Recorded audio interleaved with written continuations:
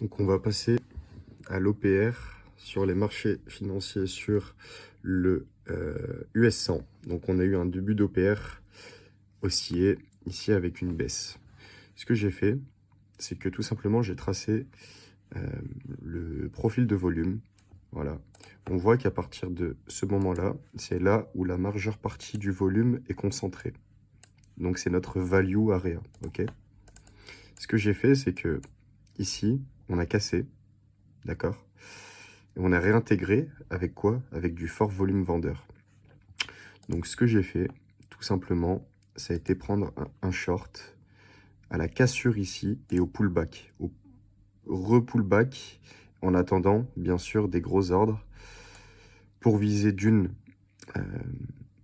la value area low, et je garde aussi une position pour potentiellement target un peu plus loin, histoire de faire un ratio de 1 pour 3. Voilà.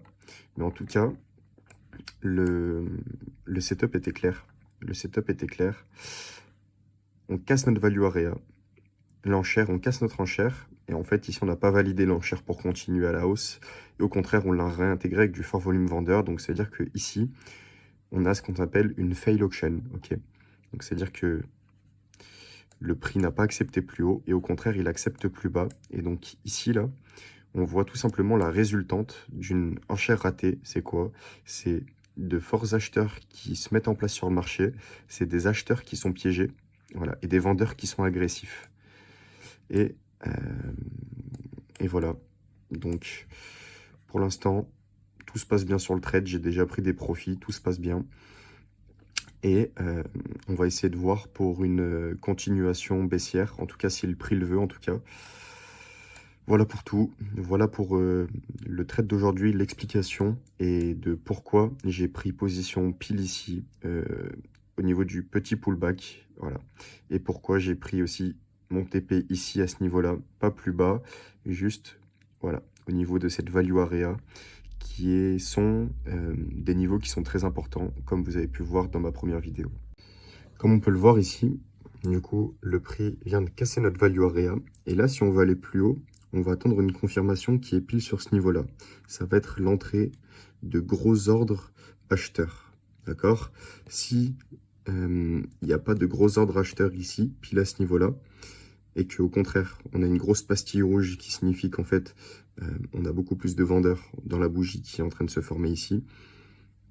S'il y a plus de vendeurs, on ira casser, on rejoindra au pire notre point de contrôle, au mieux notre value area low. Ok. Ici, si on commence à défendre pile ce prix-là, donc la cassure du range, ce qu'on veut voir, c'est une agression des acheteurs, d'accord?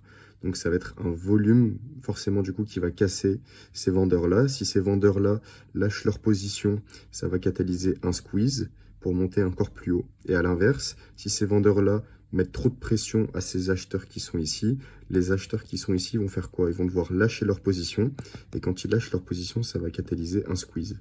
Donc voilà, là je pense qu'on va être plus dans la configuration où les vendeurs vont prendre le contrôle vis-à-vis de la configuration actuelle maintenant du marché pour, à mon avis, aller chercher ces acheteurs ici et peut-être continuer l'enchère plus bas.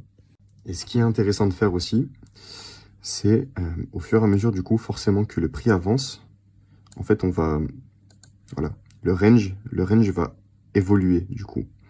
Parce que, hop, le range va évoluer. Donc c'est super important de toujours retracer son range vis-à-vis du volume profile et de notre value area, du coup. Et c'est super important. Donc ici, concrètement, on pourrait se mettre short, ici, là. On pourrait se mettre short ici, se protéger ici. Pourquoi? Parce qu'en fait, on a une agression qui a pas marché, une agression des acheteurs qui a fail. Donc on a eu une fail auction, ok? Donc la première target ici maintenant qu'on va avoir, c'est notre point de contrôle, d'accord? C'est le point où il y a eu le plus de volume échangé.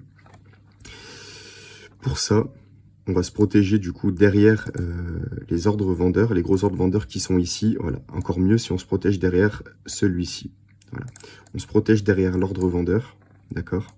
Et dans la logique des choses, on devrait atteindre notre point de contrôle assez rapidement et en deuxième, notre value area low.